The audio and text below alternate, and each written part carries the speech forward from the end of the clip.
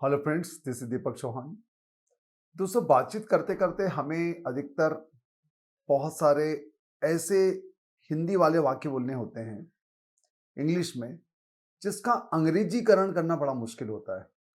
जैसे कई बार हम लोग कहते हैं इसमें दिक्कत क्या है, भगवान जाने वो कब आएगी, पागल कहीं का, समय आने पर वह सब कुछ सीख जाएगा, अच्छा है कि तुम चुप रहो, है तो है, नहीं है तो नहीं है, तुम्हें इससे मतलब।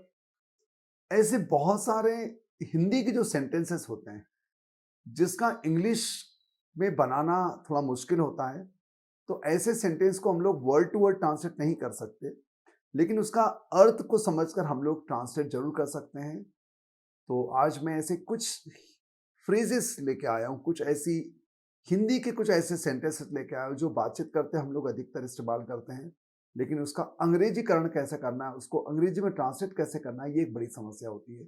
तो आपसे गुजारिश करूंगा कि वीडियो में आखिर तक बने रहें, वीडियो देखने के बाद बहुत से लोगों को शेयर करें। तो चालू करते हैं वन बाय वन। जैसे हमें कहना है पागल कहीं का, तो पागल कहीं का मतलब है कि हम लोग उसको कह रहे हैं गधा कहीं का, पागल कहीं का, चालाक कहीं का। तो ये उसको ये बताना चाह रहे हैं कि तुम बहुत बड़े पागल हो, तुम बहुत बड़े मूर्ख हो, तुम बहुत चालाक हो। तो ये बहुत ना कहते हुए हम लोग अपने हिंदी में उसको कहते थे पागल कहीं का। तो कहीं का के लिए कोई अलग से इंग्लिश नहीं बनने वाली है। तो अगर हमें कहना है पागल कहीं का, तो हम लोग कहेंगे यू आर अटरली मेड, बेवकूफ कहीं का, you are bat, you are utterly fool, चालाक कहीं का, यू आर अटरली क्लेवर, चालू कहीं का, बहुत से लोग चालू होते हैं, यू आर अटरली कनिंग। तो हम लोग अटरली वर्ड लगाकर उसको बना सकते हैं। उसके बाद हमको जो भी कुछ कहना है वो लगा देंगे। अटरली आने होता बहुत ज्यादा, हमने कहीं का वर्ड को अलग से ना लाते हुए हमने उसको बोल दिया you are completely fool, you are utterly fool, you are completely mad, या फिर यू आर अटरली मेड का हम लोग इस्तेमाल करेंगे। तो आपको जब भी आप ऐसा कहना हो कहीं का, तो उसके लिए आप अटरली या फिर कंप्लीटली वर्ड लगा के हम लोग सेंटेंस को बनाएंगे। अगला है भगवान जाने वह कब आएगी। भगवान जाने वह कब आएगी, God knows when she will come. God knows when she will come. दोस्तों, हमको व्हेन शी विल कम कहना है, न कि व्हेन विल शी कम, क्योंकि गॉड नोस एक सेंटेंस है, उसके बाद जब क्वेश्चन सेंटेंस जुड़ता है तो हमको कभी भी क्वेश्चन वर्ड के बिल्कुल बाद हेल्पिंग वर्ब नहीं लगाना चाहिए, बल्कि उसकी शुरुआत God knows when she will come बोलेंगे। क्योंकि जब भी हमारा क्वेश्चन सेंटेंस किसी और सेंटेंस से जुड़ जाता है, तब हमें क्वेश्चन वर्ड के लिए क्वेश्चन वर्ड के बाद हम लोग हेल्पिंग वर्ब नहीं लिखेंगे, बल्कि सब्जेक्ट आएगा, उसके बाद हेल्पिंग वर्ब आ सकता है। जैसे हमें कहना है भगवान जाने वो कब आएगी, तो God knows when he will, God knows when she will come बोलेंगे, न कि God knows when will she come. हमें ऐसा नहीं बोलना है। भगवान जाने कौन मदद करेगा, God knows who will help. अब इसमें सब्जेक्ट नहीं था, हु को ही सब्जेक्ट मानेंगे, हु ही यहाँ पर क्वेश्चन वर्ड है, इसलिए हम लोग कहेंगे God knows who will help. भगवान जाने मैं सही हूं या गलत, भगवान जाने मैं सही हूं या गलत, God knows whether I am right और wrong, God knows whether I am right और रॉन्ग। समय आने पर वह सब कुछ समझ जाएगी, समय आने पर वह सब कुछ समझ जाएगी, ये अधिकतर हम लोग ऐसा सेंटेंस बोलते हैं। तब हमको बोलना पड़ेगा when the time comes she will understand everything, when the time comes she will understand everything। तो समय आने पर वह सब कुछ समझ जाएगी।